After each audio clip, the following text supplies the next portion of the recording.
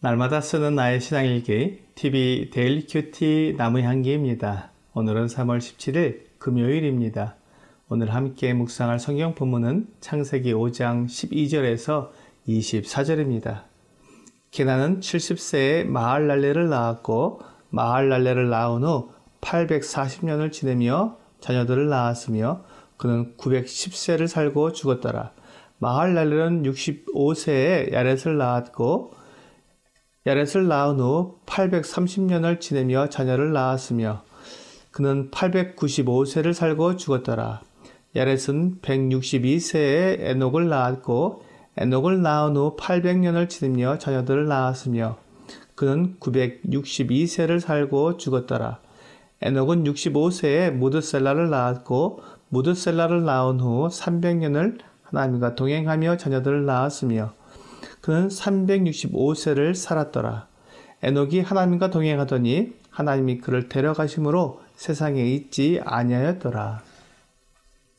오늘 본문은 계속해서 아담의 후손들에 대한 족보를 다루고 있습니다. 오늘은 마할랄렐부터 에녹까지의 족보가 나와 있습니다.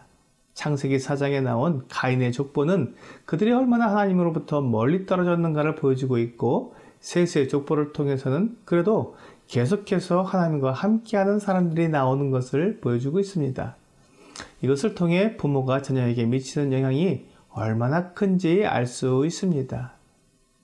자녀들은 부모의 영향 아래에 있습니다. 그들이 처음 보고 듣고 느끼는 모든 것이 부모에 의해 결정됩니다. 경건한 부모가 자녀에게 하나님에 대해 올바른 지식을 전해주고 하나님 앞에서 사는 법을 전해준다면 그들은 평생 하나님을 섬기며 하나님과 올바른 관계를 가지게 될 것입니다.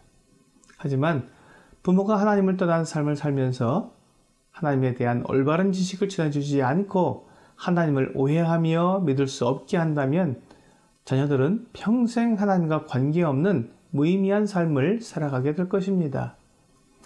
본문의 족보에 의하면 아담의 출생을 1년으로 정하여 930년까지 살았고 셋은 130년에, 에노스는 235년에, 게나는 325년에 태어났으며 마할랄렐은 395년에, 야렛은 460년에, 에녹은 622년에 태어났습니다.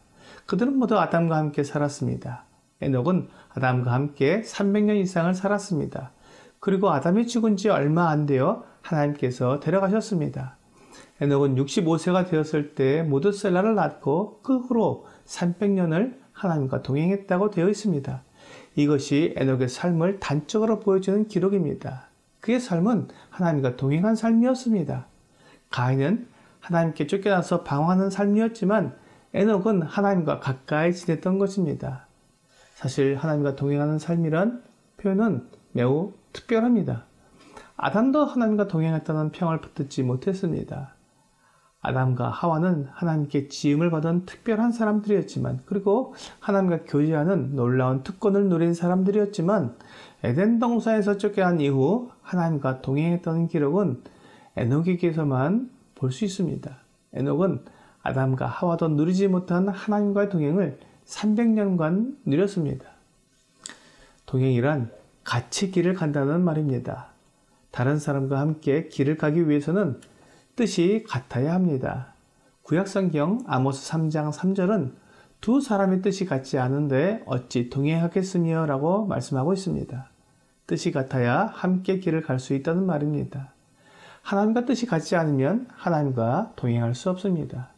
뜻이 같지 않은 사람들이 함께 길을 간다면 많은 갈등과 다툼으로 인해 오래지 않아 헤어지게 될 것입니다. 우리가 다른 사람과 함께 여행을 해보면 아무리 좋은 곳에 가더라도 뜻이 같지 않으면 그 여행 기간 내내 마음이 불편하고 화가 나며 무엇을 보고 경험해도 좋은 추억으로 남지 않을 것입니다. 하지만 마음이 맞고 사랑하는 사람과 함께 간다면 그곳이 어디든지 상관없이 즐겁고 행복한 시간을 보내게 될 것입니다. 그래서 우리가 하나님과 동행하기 위해서는 하나님과 뜻이 같아야 합니다. 하나님과 내가 뜻이 같으려면 내가 하나님의 뜻에 순종해야 합니다. 이것은 쉬운 일이 아닙니다. 아담과 하와도 하나님의 뜻에 순종하는 일에 실패하였고 그 이후에 모든 사람이 하나님의 뜻에 순종하지 못했습니다.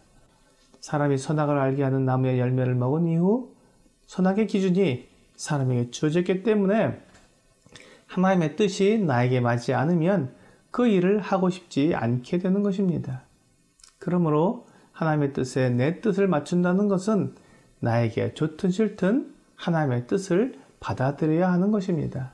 결국 내 뜻을 포기하고 하나님이 원하시는 일을 하는 것이기 때문에 매우 어려운 일입니다. 하지만 이 일의 가치를 알고 에녹처럼 하나님과 동행하는 사람은 하나님을 기쁘시게 하는 삶을 살게 될 것입니다. 오늘의 적용 질문을 보겠습니다. 나는 하나님과 동행하고 있습니까? 시편 24편은 여호와의 산에 오를 자가 누구며 그의 거룩한 곳에 설 자가 누구인가 묻고 있습니다. 그러면서 그 답을 곧 손이 깨끗하며 마음이 청결하며 뜻을 허탄한 데에 두지 아니하며 거짓 맹세하지 아니하는 자로다라고 말씀하고 있습니다. 이 사람은 구원의 하나님께 의를 얻을 것입니다. 하나님께서 그를 의롭게 해주신다는 것입니다. 그렇습니다. 하나님과 동행하기 위해서는 하나님께 의를 얻어야 합니다. 거룩하신 하나님과 동행하기 위해 먼저 나의 죄를 용서받고 의롭다함을 얻어야 합니다. 그는 하나님의 얼굴을 뵐 수 있고 하나님의 뜻을 알아 순종할 수 있으며 하나님과 동행하게 될 것입니다.